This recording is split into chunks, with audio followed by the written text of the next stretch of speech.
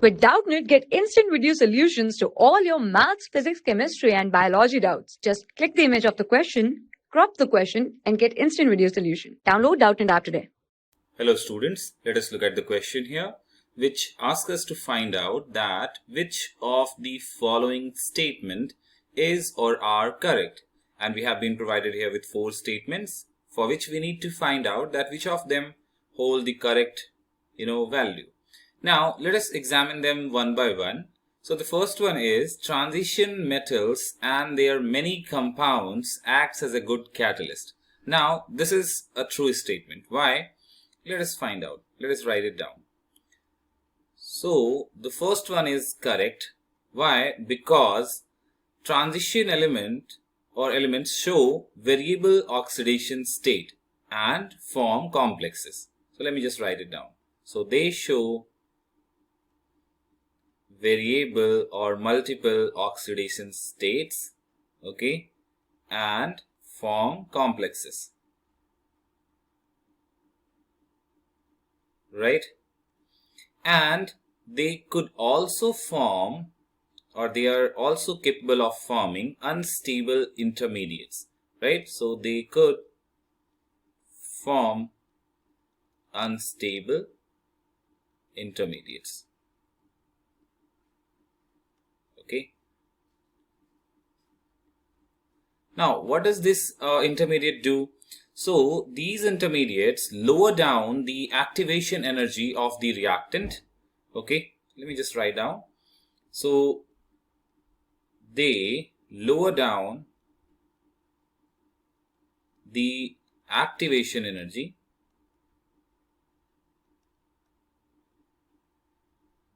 of the reactant in a chemical reaction, okay, in a reactant, and also provide them an alternative path,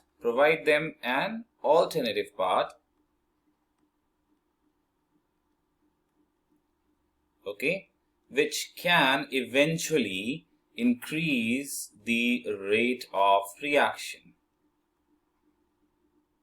Right, so this is something that we can easily understand, that why transition elements or the compounds of transition elements are used as as catalyst, right? So there is a point which we could add in this also.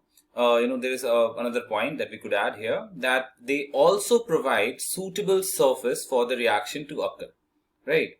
So let me just write it down, that also.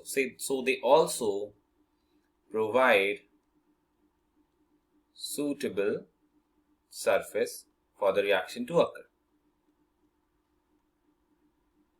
right? For the reaction to occur.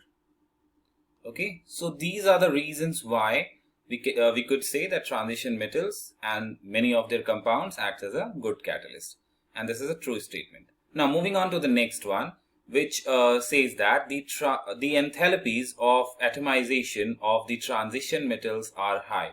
Now this is also a correct statement. Let us find out why. So B, yes.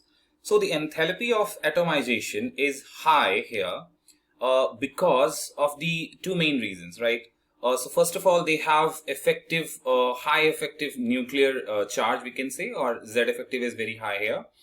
And also we see that there are large number of valence electrons, and this results in the formation of strong metallic bonds. Okay, so let me just write it down. So here the enthalpy of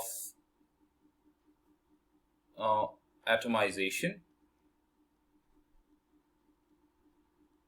is high, right? Why? Because here Z effective is high and it has large, metals, transition metals have, so they have, right? So they have large number of valence electron, right? And if they have large number of valence electron, it means that the metallic bonding will be stronger here. Okay, will be stronger, and which eventually lead us to the fact that the enthalpy of atomization, just because of of stronger metallic bonds that they have, right, is or will be high. Okay, so this is how we can understand this. And also, what exactly is metallic bonding? So to understand metallic bonding, we'll have to understand the concept of electron C model, where we have all the positive ions of metal that are called kernels are dipped into or immersed into a sea of electrons, and those electrons are generally delocalized. Okay, and the interaction between the electrons and the we can say the positive kernels is the result of metallic bonding. Okay, so more number of electrons means more number of interactions, and higher or greater will be the metallic bonding, right, or stronger will be the metallic bonding. So this is how we can understand. And stronger is the metallic bonding, we can say the enthalpy of atomization is eventually high. So having said that, I can now say that the second statement is also correct.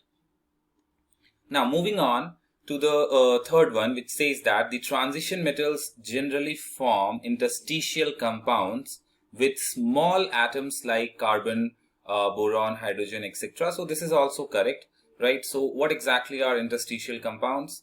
So interstitial compounds, let me just write down. So this is C part. So interstitial compounds, right, are those which formed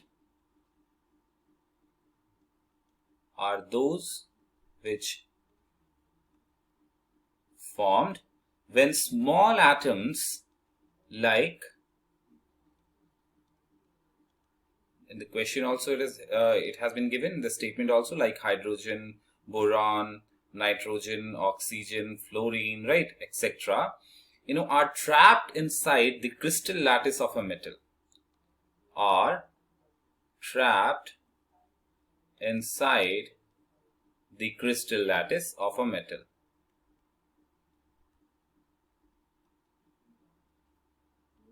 Okay, so yes, transition elements or transition we can say element compounds are well known for interstitial compounds, right, because of few of the characteristics that they possess, right, such as they have high melting and boiling point, they are very hard and rigid, right, and also they show chemical inertness. So all these are the reasons why these are suitable for interstitial compounds, and they do form interstitial compound with some small atoms like carbon, boron, hydrogen, etc., right. So this particular statement is also correct. Now moving on for the last one, which says that all the transition metal compounds are not paramagnetic, right.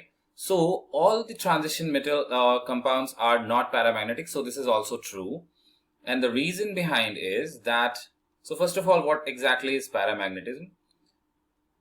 Okay, how we try and understand paramagnetic compounds. So compounds or elements, those have unpaired electrons, okay, and their magnetic moment is not equal to 0, then we see or we say that that particular compound is is paramagnetic in nature. Okay, so there are few compounds like copper 1 compounds, okay, that are formed, compounds that are formed with copper plus iron, right. So those compounds are mostly diamagnetic in nature, right. And why they are diamagnetic? Because they don't have any unpaired electrons, and their magnetic moment is also equal to 0, right. So there are few transition metal compounds which are diamagnetic and which are not paramagnetic, right. So this particular statement, which says that all transition metal compounds are not paramagnetic, is again a correct statement, right. So according to our question, we were supposed to find out that which of the statements is or are correct. So I think all the statements are correct here, right? All A, B, C, D are correct. I hope this is clear to you. Thank you. For class 6 to 12, IIT JEE and NEET level. Trusted by more than 5 crore students. Download Doubtnut app today.